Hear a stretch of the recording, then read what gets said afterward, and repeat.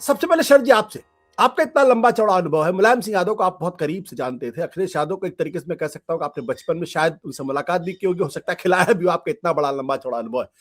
क्या ये जो अखिलेश यादव की पार्टी इस वक्त दिखाई पड़ रही है, वही पार्टी जो मुलायम सिंह यादव के जमाने में हुआ करती थी, ऐसा बदलाव नजर आता है? आपको अपने को अनम्यूट करना पड़ेगा शरद में। आशुतोष, बिल्कुल आपने बजा फरमाया कि पार्टी में बहुत तब्दीली आ चुकी है। और जब ये इस इलेक्शन का दौर जब ये शुरू हुआ, यानी कि पिछले मैं कहूंगा हम लोग पिछले देख रहे थे जब से अखिलेश यादव हटे पावर से 2017 में, उसके बाद से ऐसा लगने लगा कि बहुत लेट बैक हो गए हैं और धीमे धीमे ऐसा लगने लगा कि वो तो फेड आउट कर जाएगी समाजवादी पार्टी।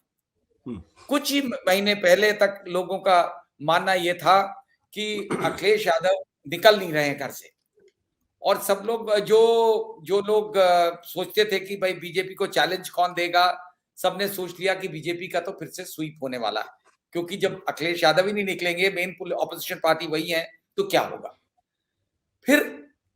अखिलेश यादव ने शुरू में जब तमाम कांड हुए यूपी में, उन्नाव का रेप कांड, गैंग रेप कांड हुआ, हाथरस वाला हुआ गैंग रेप,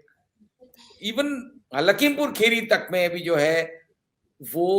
फोर फ्रंट में नजर नहीं आए। तो ऐसा, और हर जगह प्रियंका गांधी दिखती रही, लोग ये कहने लगे ये हो क्या रहा है प्रदेश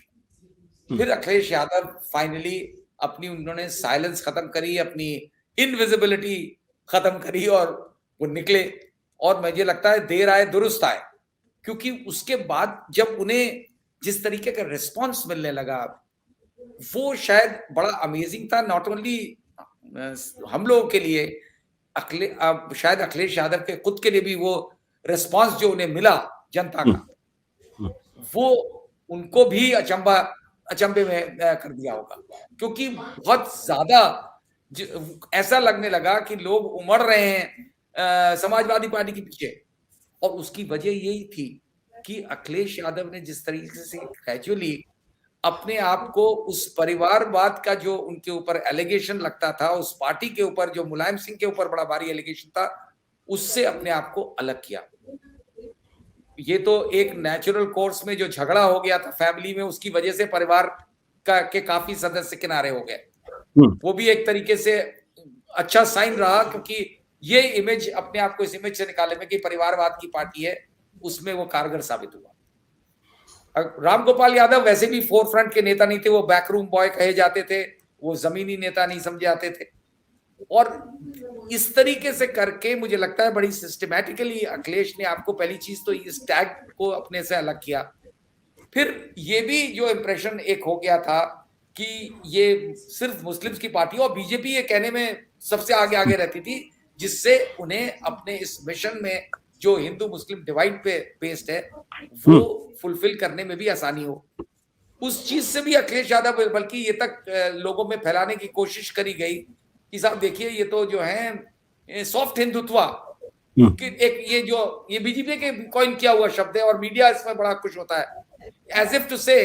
कि शायद मंदिर जाना सिर्फ बीजेपी का ही राइट है, दूसरा कोई हिंदू नहीं है।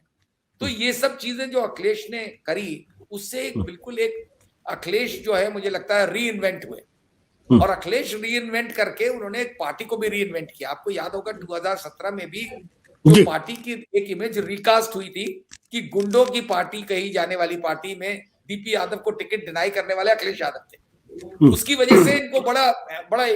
तो आज की डेट में भी वही हो रहा है कि एक री इन्वेंटेड अखिलेश जो है वो पार्टी को भी री इन्वेंट करने में लगे हुए, और मुझे लगता है काफी सक्सेसफुल हो रहे। सत्य हिंदी का ऐप डाउनलोड करें गूगल प्ले स्टोर पर।